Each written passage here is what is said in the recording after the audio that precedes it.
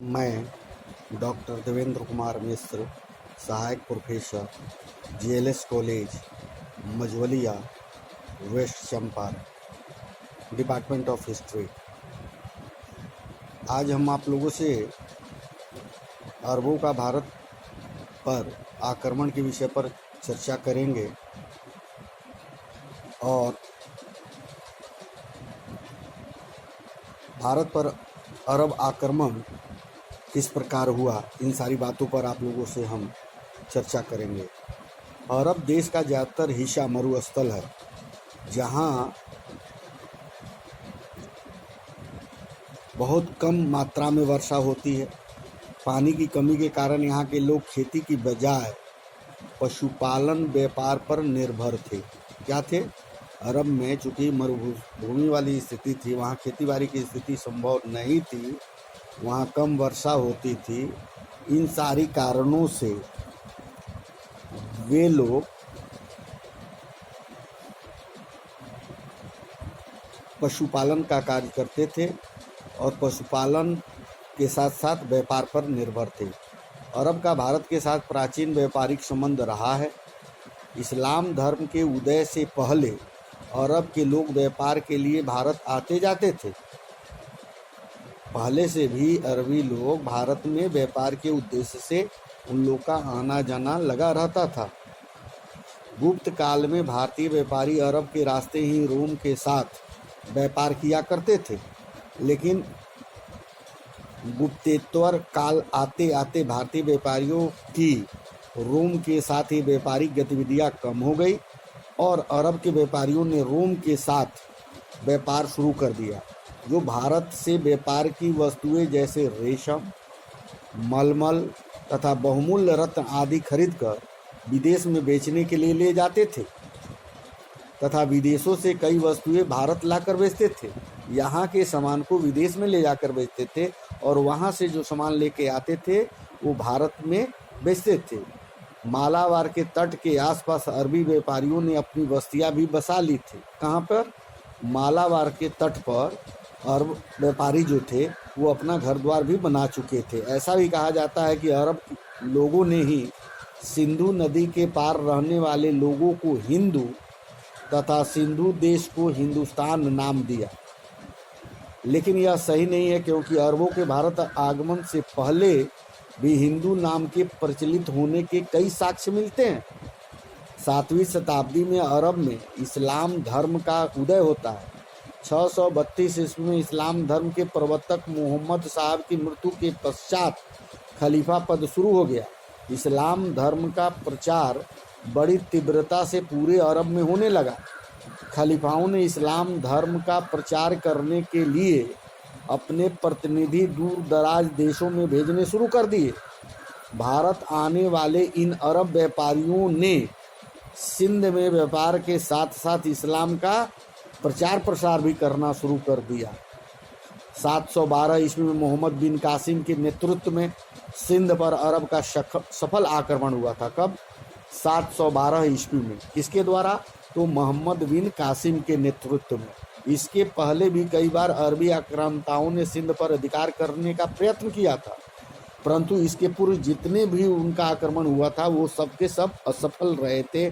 636 ईस्वी में जब उमर बिन अल खत्ताब के पास खलीफा पद था, तब अरब के मुस्लिम आक्रांताओं ने समुद्र के रास्ते मुंबई के ठाणे बंदरगाह पर असफल सैनिक अभियान किया।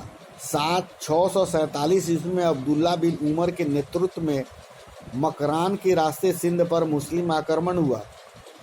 यह अभियान सफल हो गया और यह सफल रहा। उस समय उस्मान बिन अफ़्फ़ान खलीफा पद पर थे। हालांकि अरब आक्रमणकारियों ने सिंधु नदी पार नहीं की थी, बल्कि पश्चिम सिंध के कुछ क्षेत्र पर अधिकार किया था, जहां संसाधनों की कमी की वजह से उन क्षेत्रों को छोड़कर वापस लौटना पड़ा। 659 ईस्वी में अल हैरिस के नेतृत्व में सिंध पर पुनः आक्रमण हुआ, जो भी विफल रहा। अली बिन अली तालिब उस समय खलीफा थे। 664 ईस्वी में जब उम्मयद वंश के पास खलीफा पद था, उस समय भी सिंध पर असफल अभियान हुआ। 711 ईस्वी में मोहम्मद बिन कासिम के अभियान से भी पहले उबैदुल्लाह तथा बरदुल के नेतृत्व में सैनिक अभियान हुए, जो भी असफल थे। क्या कारण थे जो भारत में अरब आक्रमण किए? भारत पर आक्रमण का कोई एक कारण नहीं था, बल्कि कई कारण थे। मिलकर अरब आक्रांताओं की पृष्ठभूमि तैयार की, लूटपाट करना। अरबों द्वारा भारत पर आक्रमण कर प्रमुख कारण भारत में लूटपाट करना था, यहाँ के संसाधनों पर अपना अधिकार करना था, यहाँ के जो समृद्धि थी उसको लूट के अपने बस में करना था।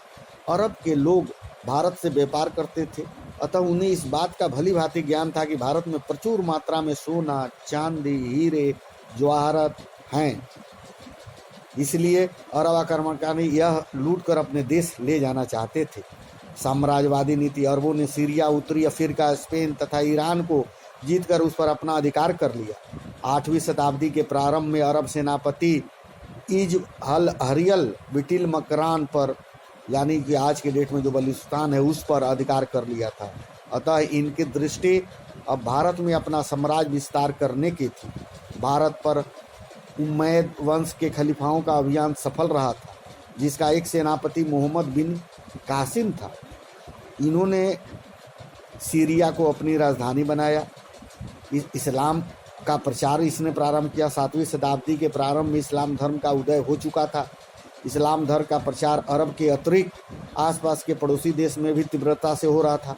सीरिया, अफ्रीका, स्पेन, ईरान तथा इराक के बाद अब खलीफाओं का उद्देश्य भारत में धर्म प्रचार करना ही था। अरब व्यापारियों के मालवाहक जहाज का लूटना। अरब के व्यापारी भारत से जो माल खरीद कर रोम बेचने के लिए ले जाते थे, वो जहाज की देवल बंदरगाह के पास समुद्री लुटेरों द्वारा लूट लिए जाते थे। आज भी बहुत से जहाज हैं जो ऐसे जहाज लूटने वाला गिरोह है, जो आज भी समुद्र में लूटपाट मचाते रहता है, जिन्होंने उन्हें व्यापार की काफ़ी नुकसान हो रहा था। देवल के आसपास के तटीय क्षेत्रों में लुटेरा जनजाति रहती थी, जिनका जीवन यापन का मुख्य साधन लूटपाट ही था। अतः इन लुटेरों ने परेशान होकर अरब सिंध पर अधिकार करना चाहता था। उस समय के जो तत्कालीन कारण थे, ऐसा कहा जाता है कि 708 ईस्वी में सिंगल द्वीप के अरब व्यापारी एक समुद्री दुर्घटना में मारे गए, जिनका परिवार, महिलाएं और बच्चे जो वहां द्वीप पर बस्तियों में रहते थे, उन्हें तथा उनकी व्यापार सामग्री सोना, चांदी तथा कुल उपहारों की 8 जहाज़ों में भरकर श्रीलंका के राजा के खलीफा तथा ईरान के प्रांतपाल अल हज्जाज बिन यूसुफ को भेजे। लेकिन देवल के पास फिर समुद्री लुटेरों ने इन जहाज़ों को लूट लिया। उस समय सिंध का राजा दाहिर था। जब अल हज्जाम ने दाहिर से समुद्री लुटेरों को पकड़ने तथा इसे लूटपाट का हर्जाना देने का आग्रह किया, तो दाहिर ने ऐसा करने में अपनी असमर्थता जताई।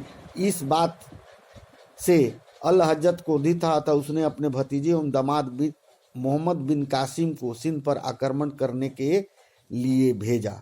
आगे हम मोहम्मद बिन कासिम के विषय में, उसके परिचय और उसके विषय में आप लोगों से चर्चा करेंगे। तब तक के लिए धन्यवाद।